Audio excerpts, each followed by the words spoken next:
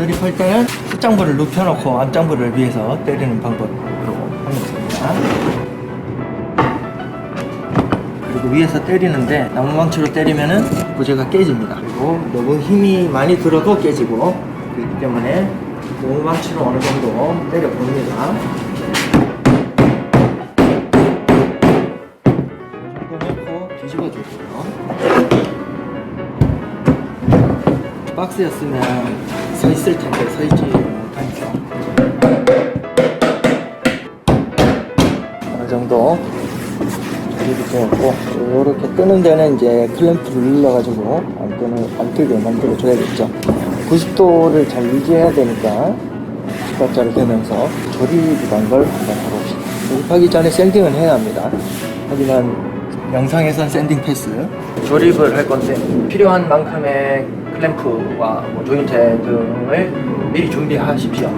그러면 찾아야 되고 나사도 풀어야 되고, 그러면서 이제 풀이 빨리 마를 수가 있기 때문이죠. 그래서 미리미리 좀 챙겨놓고, 물티슈, 칫솔. 저 같은 경우는 이제 혼자 작업을 하다 보니까 이런 풀을 이제 이런 데 담아가지고, 그리고 이제 보이시죠? 그냥 떨어집니다. 이런 플라스틱 통에다가 풀을 짜서 부재에 발라주기도 하죠.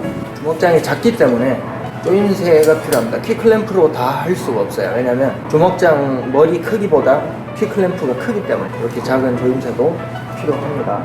지금 이게 숫장부잖아요. 숫장부에는 이 윗면, 마구리면에는 풀을 바를 이유가 없는데, 금무게선이었던 이 부분은 풀을 또 발라줘야 암장부랑 만나겠죠.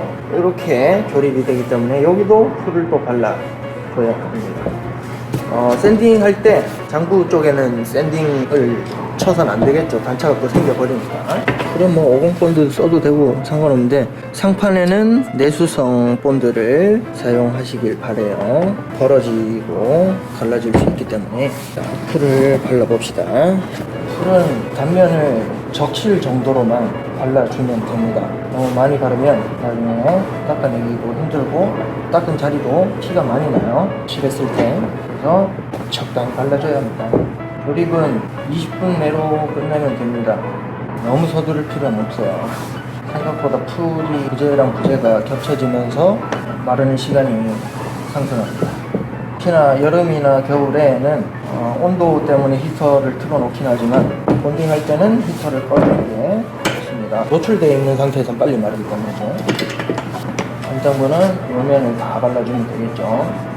한쪽 부재만 바르고 그냥 조립을 하게 되면 접착이 안 되는 부분이 분명히 존재합니다. 일종의 숨구멍까지 다 막는다고 생각하시고 본딩을 해줘야 합니다. 가조립을 했기 때문에 가조립하는 방법과 똑같이 풀을 빨리 닦아줍니다. 물이랑 쇠랑 만나면 산화가 일어나죠. 이때 오크는 탄닌이라는 성분 때문에 새까매집니다. 마킹 테이프라든지 그런 걸로 이제 밴딩을 해서 수분하고 철분이 만나지 않도록 해주는 게 좋아요. 물론 전 그냥 할 겁니다. 내가 쓸 거니까. 밴딩을 하면 풀이 아주 조금 나올 정도로만 잠궈주면 됩니다. 만약에 장부끼리 붙지 않으면 그건 가공이 잘못된 거예요. 작은 부재를 만들어서 또 이런 부재 준비해줘서, 자, 이렇게 램핑이 완료되었습니다. 저기 보면 풀이 또 나와 있어요. 어느 정도 굳었기 때문에 스크래퍼를 이용해서 또 긁어줍니다. 직각자를 대주고 이만큼 올려주면 안 될까?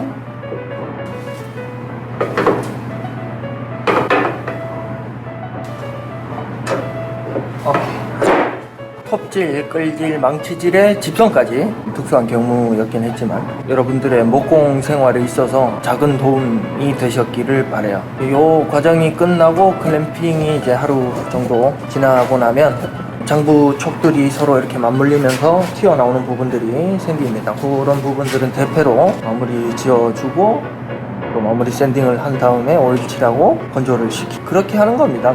어려운 부분이 있다면 이제 톱질이라든지 끌질의 그런 타격 각도 이런 것들이 좀 어려우니까 연습만이 살 길 아니겠어요?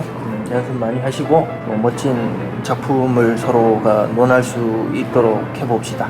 다음에 만나요. 안녕.